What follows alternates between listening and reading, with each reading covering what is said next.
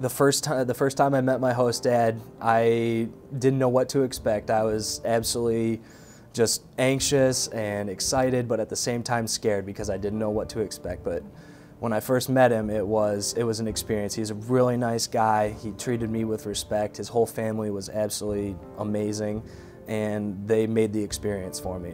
I'd say another thing that really struck me was just the historic aspect of the country. Like everywhere you went, there was always an interesting story or an interesting piece of relevant information that tied back to your whole experience, and it was awe-inspiring.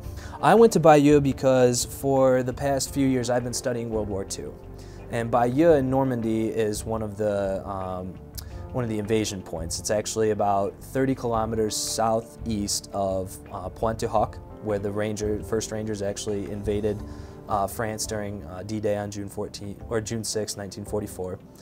And for me, it was really inspirational because I've had family that partook in the invasion, and part of it was just seeing where they were and just getting a feel for, you know, one of the biggest events that the world has ever seen. The first month that I was there in January, we were in what we called cours intensif. And basically it was get you back up to what they needed you to be at to continue your studies there. And within my class, there was a fellow from Bern, Switzerland, and his name was Ken Roethlisberger. And we would go out for drinks every once in a while. He came out and helped me celebrate my birthday, which was really nice. And the friendship really developed. Like, he was a nice guy, he spoke English, but he wanted to practice his French, which was huge for me because that was part of the whole reason I went over there, was to be in a culture where you're not speaking English.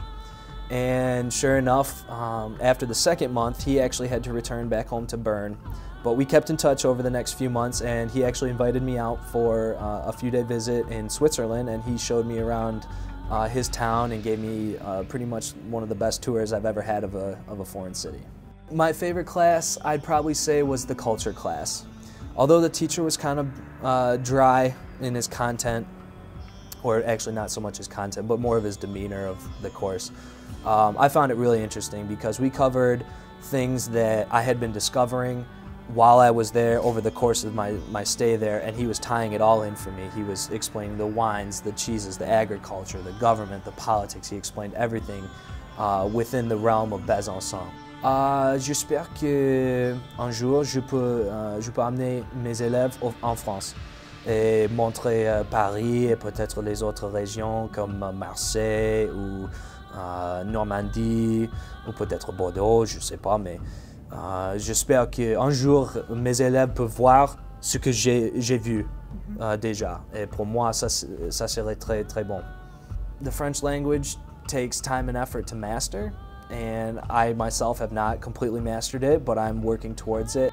The beauty of studying abroad is that there are a lot of scholarships and grants available for those students that do wish to go over there. And for me, fortunately enough for me, I had saved up enough money that it wasn't really a big problem financially. I did have to ask my parents for a little bit of help here and there with my travels, because, you know, when you travel, obviously it's going to be a little bit more than just staying in one place.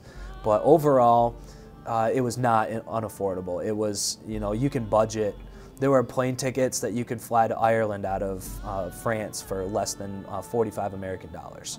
So, I mean, if you planned ahead far enough, and, you know, if you were tight fiscally, you could totally still organize an excellent, wonderful experience over there.